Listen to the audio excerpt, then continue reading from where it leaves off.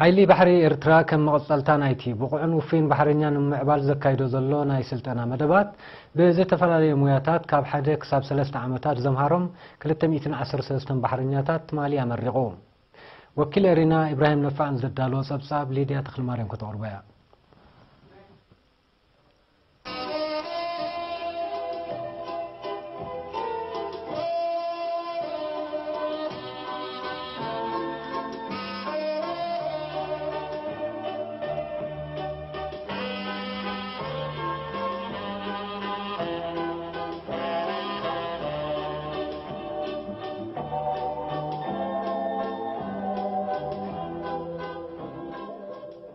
حيل بحر إيرترا عام أبالات وكبن مبالن زمنا وفلتات نمعداقومن بزكايدو زلو تعري بزتفلالي موياتات بحرن سنة فلتات بحرن زي سلطانوم 213 بحرنياتات بحموش تقمتي أبدونغولو أمريقوم أبتي تحاف هزباو جنبارني ديمقراطين فتحن أتو على أمير محمد سعيد مينسترات كمون كالوت سبب سلطان منغستن جنبارن سترخبلو سنة سرعات أزازم أكل سلطان حيل بحر إيرترا كابيتان إفريم تسفاي أرزس معوكال كابتن مرقتي اتوم 272 حدا عمت بمبعثات سنة فلتات بحري مكل خال حدقان متفقن حوي حقن سنة سرعتن كمون دحنتن مسارحيتاتن دحنتن سلطنو كخونون كلو اتوم 4 حدا دما بممرح مركب تكنيشانن كالئن 3 عمتات ناي دبلومات مرتي استخطاتلو مخانوم قاليتهم زلومي ان كايدو زلنا ممرقتا ناي 213 سلطنتي وصيت ناي كاب حدا عمت كساب 3 عمت استقايده نايكل حسابن جبراوي نيابات عيون مراخبن بحرن سلطنا كلته بروجرامات الطمير الخيطني تقدم ماي بروجرام ناي مسرتاو بحرنينت بيزيك كورس زودو كوينو ابز مدبزي 272 سلطنتي بشوعات عودتات مسرتاو بحراو سلطنا بنقون ماكلاي درجه وين انترميديت ليفل زسغاغرومن زتاساسرومن 4 عودتات أكاديمية وتمرت سلطنة صنيعية. اتخالاي بروجرام دما كاب دحروت 3 درجات مالت كاب ريكروت كورس بيزيك كورس كومون انترميديت كورس لغلت عامتات تناقيهم ناب ادفانسد كورس تسغاغرو سلطنت خوينو بتمساسالي ابز مدبزي باطغلال 4 حدن بحرنياتات نحدا عامت سلطنيو تلوخنا اكلاون امراون مورالون بقعات زونن بحرنيا مفراي رأينا دما هجراو حدنت زخصكوسن زدلدلن هجراو ربحا زقدمن زحيلن كمون هجراو دحنا زكالاخلن زوحسن نقحن وفوين موياون بحرنيا تهانيصن مرأيكم مخانو متن كل انتناو وفرن كوسباسن نتقبرلو بتمسرح تمرتن سلطنان بقبرن أبايتان يسرحلو تغلالي حلقة استف حيل بحر إيرترا كولونيل ملأكة تخل مريم بقريو حيل بحر إيرترا فلتأتن تكنولوجين زعتقد بغوع من اسم هنات زبل هاجراو مدب كون مقبر عمت متى عام عبالاتون مبراخ وفر كم زقبر إذن حجي دما ناتو مرأيام مخانو أبريهم من إيرترا عمريت أبعير بحري حدر سماعات وحسن انتخون وحد عمو قزيف وفري بمقبار عبيت سرعات يسلسلنا زعيل بحر إيرترا دما بفلتاتن تكنولوجين زعاتق منسي كهنسن كهلوان قدن ترايزي كونه حدر سماعتات يون أب موداتا ناي كبر عدوم مينستر تعاتن معدنن جنرال سبحات إفريم نسلت أنتي أب جبننتن توفاينتن إيرترا ومن إسي أب جزيبرتا وقالتي سراحي لبحري أمنت أنا تنت موررات ولدوتات كمون بحرن تقاطاتن زملكت سفح مبرهي دحر مهب سلت أنتي نزقاسم ومياتات بسرح كما عبلو تلابيهم نتي حسكم وزرلكم تمرتي مسرات جيركم نابزل على درجة توسحو موداتا خا نتي إيرترايا أب بتأمامن درجة نايم عبالهم كتبان لمعاتن كتساقرو بزو حلافنة لكم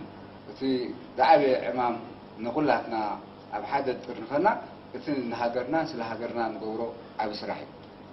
إذا نقوم شتن كنت سكلنا بود راح كنا حسوالنا أنت يقول لنا نهاجرنا مو نقبل الله تحر حمش تدقق قسمنا عند حسبنا عند حرزكيرنا سواتنا هاجرنا كابز دعبنا قريب بس كان ده حسب كخالد نحر تحسب كان قالوا توعد نحر كان كل ساعة كابت أب هاجر كازر له هلو كنتات دار حكا سلتغي زغنا حساب يزجز أكاشعو تحسب كأصبغ يتمسلكا معبول يتمسلكا من أنت تصبغون معبولين حسابات تحسب كن قدمنا تمسرت كتحزو خلها وتي دبلسي تمسرت كل ነገር تمسرت كازن زار ولدنا بقاسم مسوعتن هذا هاجر هانيسنا بقاسم مسوعتن كا نافت زلعه درجه كنبسحنا ስለዚህ ኣብዚ መዓልቲ እዚ ተመሪዕኩም መጽኢኩም ዘለኹም ንኣኻትኩም መጀመርያ ዮሃና እቲ ብላዕሎት ሓለፍትኩም በቶም ንዓኹም ዝኣሊኹም ዝወሃበኩም ካ ኩሉ ግዜ ተጠንቂዕኩም ድሕሪ ሒዝኩሞ ዝናዓቕ ነገር ስለዘየለ ነታሕቲ ዝጥምጥ ራሒትን ላዕሊ ዝዲብ እዚ ሕጊ ኣቂር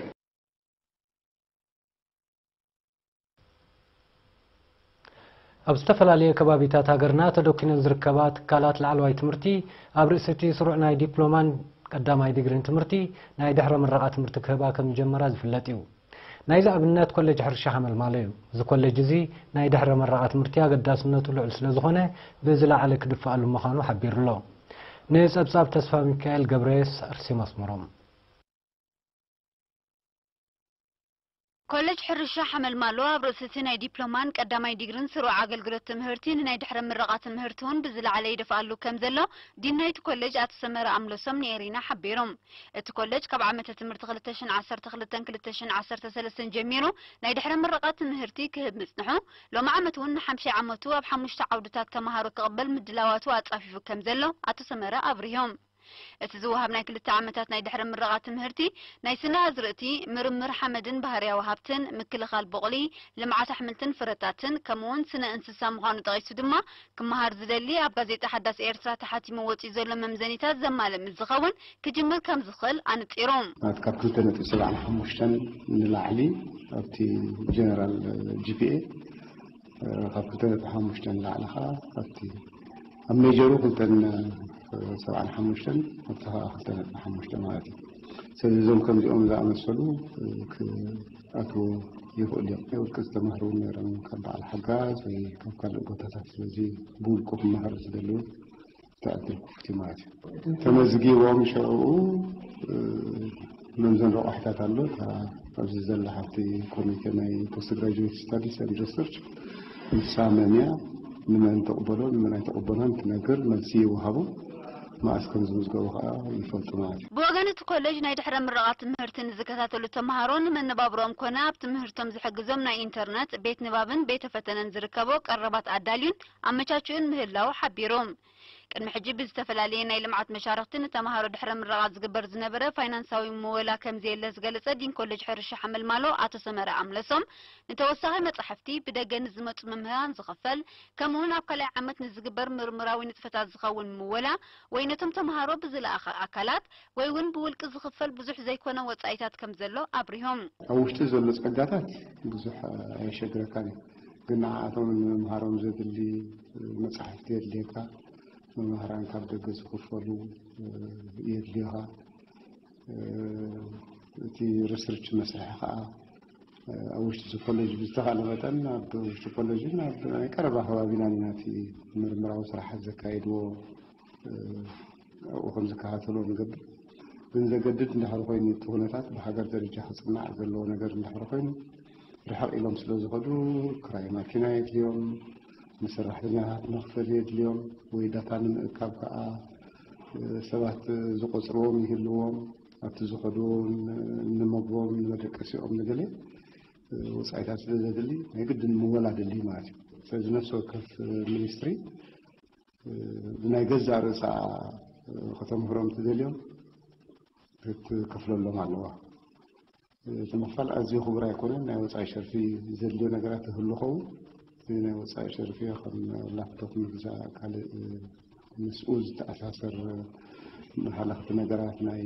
ፎቶኮፒየራት ናይ ፕሪንተራት ናይ ካልእ እዚ ምስኡ ዝኸይድ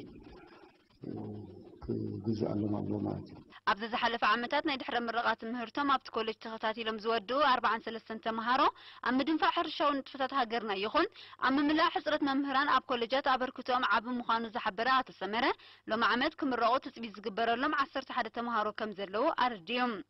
ተሓጋጋዚ ዲን ዶክተር ተስፋ ሚካኤል አብርሃ ብግዲው ኣብ ኮሌጅ ሕርሻ ሓመል ማሎ ዝተፈላለየ ምርምራዊ ስራሕ ይካየድ ከም ዘሎ ንሓረስቶት ዘጋጥም ጸገማት ንምፍታሕውን ኣብ ስነ ፍልጠት ዝተመርኮሰ ቀጻሊ ጻዕሪ ከም ዝግበር ብምጥቃስ ናይ ድሕረ ምረቓ ትምህርቲ ነዚ ዝርህ ዝፈጥር ምዃኑ ሓቢሮም ሓደ ናይ ምርምራዊ ስራሓት ኣብ ዘካይደሉ ግዜ ብዛዕባ ናይ ምርምር ሓመድን ምስሳን ምህርትን ድሕር ዘካይድ ኮይኑ ምስተን ዘለዋ ዲፓርትመንታት ናይ አግሮኖሚ ኣብኡ ክህቡ ክእሉና እቶም አበርክቶ ናይ ምክልኻል በቁሊ ከምኡን ናይ ኣሕምልትን ፍረታትን እዞም ባህርያዊ ሃብቲ ዲፓርትመንት ዝነወፅካ ናቹራል ሪሶርስ ዲፓርትመንት ኢልና ንፅውዖም ናይ ኩሎም ተዋሂዱ መልቲ ዲስፕሊን ንፅውዖ እዩ ዝካየድ ምርምራዊ ስራሕት ኣብ ዘራእቲ መሸላ ምርምራዊ ንጥፈታት ዘካየድ ዘሎ ተማሃራይ ካልኣይ ዓመት ድሕረ ምረቓ መድሃኒ ምሕረት ኣብ ድማ ኣብ ሃገሩ ናይ ምምሃር ድሌቱ ዘዕግበሉ ዕድል ምርካቦ ከም ዘሐጉሶ ገሊፆም ድሌት ንዘለዎሲ ንስቶም ኣብቶም ኣለዋ ዝበሃላ ዩኒቨርሲቲ ዝርከብሲ ሓንጎል ይዕዘብን ንሓንጎል ግን ብምንታይ ካ ተማዕብለት ዘልያኻ ሓበሬታ እንድሕር መዓልታዊ ክትከፍንካ ኣብዝሃለኻ ሃሎ ነቲ ከምቶም ኣብኡ ዘሎ ቤት ኮነል ምክንያት የለን እዚ ከምዚ ኢሉ እንከሎ ኮሌጅ ሕርሻ ሓመል ማሎ ኣብ 8 ዓውድታት ትምህርቲ 1200 ተማሃሮ ተቐቢሉ ናይ ዓመተ ትምህርቲ 2017-2018 ስሩዕ ትምህርቱ ኣብ ግዜኡ ጀሚሩሎም ካብ ኮሌጅ ሕርሻ ሓመል ማሎ ኣብ ዝሓለፈ 10 ዓመታት ብዲፕሎማ ቀዳማይ ዲግሪን ካልኣይ ዲግሪን 14,000 ተማሃሮ ተመሪቆም ኣለዉ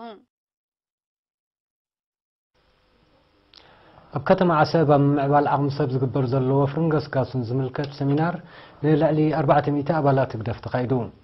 ኣብ ቤት ጽሕፈት ፕሬዝደንት ዋና ኣካያዲ ስራሕ ማእከል ካርታን ሓበሬታን ጆሜትራ ጌታቸው መርሃጼን ኣብ ዝሃቡ መግለጺ ማሕበራዊ ፍትሒ ዘረጋግጹ ትካላት ትምህርቲ ጥዕና ቀረብ ማይን መራኸቢታትን ምውዳዱ ንበይኑ ኣኻሊ ስለ ዘይኮነ ኣተግበርትን ቀለስትን ዕማማትን ትካላት ብብዝሕን ዓይነትን ምዕባል ብዕቱብ ስለ ዝሰርሐ ህዝቢ ኣብ ኩሉ ጽላታት ዝምስገን ኣገልግሎት ንኽረክብ ከም ዝሓገዘ ሓቢሮም ኣብ ዝሓለፈ ዓመታት ኣብ ሃገራዊ መርመራ ካልኣይ ደረጃ ናብ ኮሌጅ ዘእቱ ነጥቢ ንዘይረኽቡ መንእስያት ብኽልሲ ሓሳብን ግብርን ዝተሰነየ ሞያታት ንምዕጣቖም ዝተኻየደ ዕማም ውፅኢቱ ኣብ ምስራሕን ምፅጋንን ጽርግያታት ምህናፅ ዲጋታትን ካልኦት ከዘንቲ ማይን ብግብሪ ከም ተራእየ ገሊጹ ዝሰላሰሉ መደባት ብፍልጠትን ጥበብን ዝተሰነየ ክኾኑ ኣበርክቶ ናይዞም ክስልጥኑ ዘሎ መንእስያት ኣገዳሲ ምዃኑ ዝጠቐሰ ጆሜትራ ጌታቸው መንእስያት ብቑዕ ሞያን ፍልጠትን ክዓጥቁ ዝተወጠነ ፖሊስ መንግስቲ ኤርትራ ጽቡቕ ፍረ ይሕፈሶ ከም ዘሎ ኣብሪሁ ጆሜትራ ጌታቸው መወዳእታ ህዝቢ ተጠቃሚ ኣገልግሎታት መጓዓዝያ ክኸውን ብዝተገብረ ጻዕሪ ዛጊት ብደረጃ ሃገር ኣስታት 1400 ዓድታት ተጠቀምቲ ኮይነን ከም ዘለዋ ብምሕባር ኣብ ምስራሕ ምጽጋንን ምስፋሕን ጽርግያታትን ካልእ ንጥፈታትን ዝካየድ ኮማዊ ማእቶታት መርኣያ ሰሪጹ ዘሎ ባህሊ ዓያይነት ስለ ዝኾነ ብዝለዓለ ክድፍእ ኣለዋ ዘኻኺሩ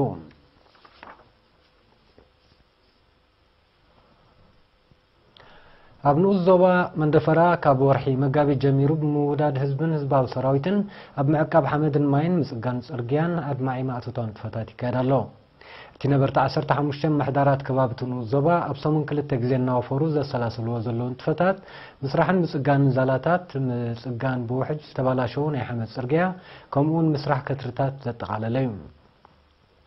ዛጊድ ድማ 13 ኪሎ ሜትር ዛላታትን 4000 ሜትር ኪዩብ ከትርታትን ክስራሕን ከሎ 45 ኪሎ ሜትር ዛላታትን 18 ኪሎ ሜትር ናይ ሓመድ ጽርግያን ከም ተጸገነ ኣብ ቤት ጽሕፈት ሚኒስትሪ ሕርሻን ዞባ መንደፈራ ክኢላ ምዕቃብ ማይን ሓመድን ኣቶ መኮንን ፍሳሐ ነይሪና ሓቢሮም ኣዋህቲ ናይቲ ስራሕን ክኢላታት ሕርሻን ብወገኖም እቲ ስራሕ ኣብ ምስሳን ምህርቲ ሕርሻን ምቅላል ጸገማት መጓዓዝያን ልዑል ኣስተዋጽኦ ስለ ዘለዎ ብዝለዓለ ክቕጽል ምዃኑ ኣረጋጊጾም እዚ ከምዚ ኢሉ እንከሎ ኣብ ጎደናታት ከተማ መንደፈራ ዝተተኽለ ኣግራብ ሳላ ዝተገብረሉ ክንክን ኣብ ጽቡቕ ደረጃ ከም ዝርከብ ሓላፊ ኣሃዱ ሕግን ስርዓትን ዞባ መንደፈራ ኣቶ መሐመድ ኪያር በሽር ገሊጹ ስዒቡ ዝቐርብ ኣህጉራዊ ዜናታት እዩ ዝኽበርኩም ተዓዘብትና ድሕሪ ዝሓፀር መሰጋገሪት ክምለሰኩም እየ ምክትታልኩም ክትቅጽሉ ደጊመ ብኽብሪ ዕድም መንግስቲ ኣውስትራልያ ዘይሕጋዊ ብረት ንምእካብ ብዝኣወጆ መሰረት ኣብ ዝሓለፈ 3 ኣዋርሕ ጥራይ 51,000 ዝተፈላለዩ ዓይነታት ብረት ከም ተረከበ ገሊጹ ዳርጋ ኩሉ እቲ ዝተረከበ ንብረት ወነንቱ መጾም ንዝኽእል ሕጋዊ መዘዝ ብምግንዛብ ከም ዝረከቦ ነወሬታ ቀዳማይ ሚኒስተር ማልኮም ትሩምቡል ብ6 ጥቅምቲ ሓቢሮም እዚ ሓደ ሕምሲት ናይቲ ኣብቲ ሃገር ከም ዘሎ ዝግመት ዘይሕጋዊ ብረት ምዃኑ ዝሓበረ ቀዳማይ ሚኒስተር ትሩምቡል ኣብ ዝሓለፈ ካብ ዝተኣከበ ዝበዝሐ ምዃኑ ኣረዲኡ حالتات ጸጥታ ሃገር ኣብ ዝሓለፈ ወርሒ መስከረም ብዘካየድዎ ስርሒት ምእካብ ዘይሕጋዊ ብረት ብርክት ዝበለ ኣጽዋር ከም ዝኣከቡ ይፍለጥ መንግስቲ ኣውስትራልያ ድሕሪቲ ኣብ 1996 ኣብ ሃገሩ ዝተካየደን 35 ሰባት ዝቐዘፈን መጥቃዕቲ ፎኪስ ብረት ምውናን ውልቃዊ ብረት ዝኽልከል ተሪር ሕጊ ከም ዘጽደቐ ጸብጻባት ይረድኡ بسنكي ጸጥታው ስጋት ተሃሲስ ጸንሐ ጽላት ቱሪዝም ሰሜን አፍሪካዊት ሃገር ቱኒዚያ ክበራበር ከም ዝጀመረ ተገሊጹ بمسرت ጸብጻባት ሃገር ኣታዊታት ናይታ ጽላት ካብ ናይ ዝሓለፈ ዓመት ብገምጋም ብ20 ሚእታዊት ዓብዩ መንግስቲ ቱኒዚያ ነቲ ሓደ ካብ ቀንዲ ምንጭታት ቁጠቡ ምዃኑ ዝገልጾ ጽላት ንምብርባር ሓደስቲ ማዕከላት መዘናግዒ ይኸፍት ከም ዘሎ ብምሕባር ቻይናውያን ሩሳውያን ግብጻውያን ጀርመናውያንን ካልኦት በጻሕትን ብብዝሒ ይኣትዉ ምህላዎም ኣረዲኡ شمون تميتاويت كاب جاملا هجراو تونيزيا كان يشوفن زغلاص صلات توريزم منጭ شغلتنا يوصاي شرفن مخانون يغلاص اب تونيزيا بكلتشان 15 استخايدن هو 39 وصاتنياتات زقزفن ግብረ ሽበራው መጥቃዕቲ ብዝፈጠሮ ስጋት صلات توريزم ተዳኺሙ መስምሑ ይፍለጥ እዩ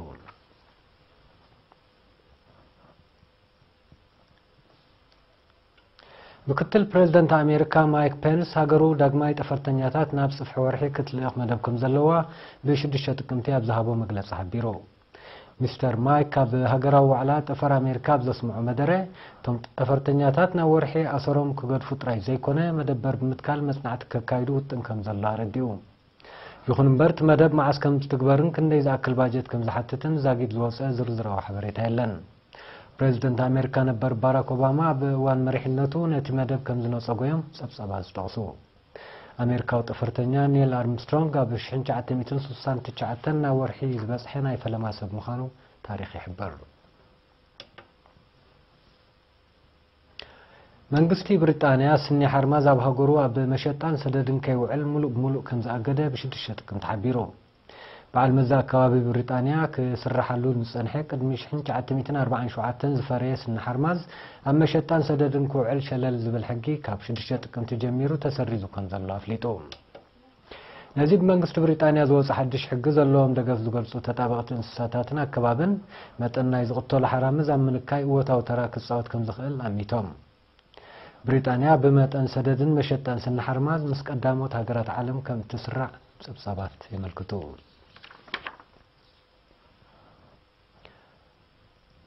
ኣብ ሩስያ ብዘጋጠመ ሓደጋ ምግጫው ባቡርን ናይ ህዝቢ ኣውቶቡስን ብውሕዱ 16 ሰባት ሞይቶም በቲ ብ6 ጥቅምቲ ኣብ ማእከላይ ሸነኽ ሩስያ ዘጋጠመ ሓደጋ እቲ ኣውቶቡስ ሙሉእ ከም ተጨፋለቐት ዝሓበሩ ሰብ መዚ መጓዓዝያት ሃገር ጠንቅቲ ሓደጋ ጌና ናይ መራሕቲ ኣውቶቡስ ክኸውን ከም ዝኽእል ኣሚቶም بشوعة تقمتي ab دوباو معراب باكستان ab زركب هايمانوتاو مأكل بستخايدة نفس قتلتاو متقعتي بوحدو 10 شمونتا مئمانان كم تقتلون لعلي 3 كم زغسلون تحبيرو نتي متقعتي زفصمه شبراوي ab افدقه هايمانوتاو مأكل ببوليس معقاتو قصري قدايات ab منكايل علقدا كم تصاوتا منستر وشاو قدايات باكستان حبيرو باكستان متقعتاتو ازايدو كم زلو زغلص داعش مول احلافነት وسيد الله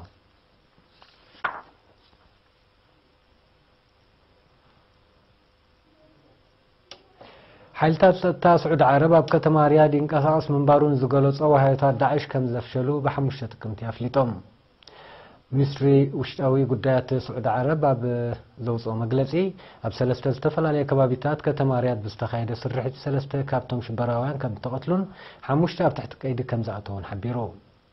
በቲ ዝተኻየደ ስርሒት ሓያሎ ተባራዕቲ ባእታታት ቦምባታት ጠበናጅን ተተኮስትን ከም ተታሕዘ እቲ መግለጺ ኣረዲኡ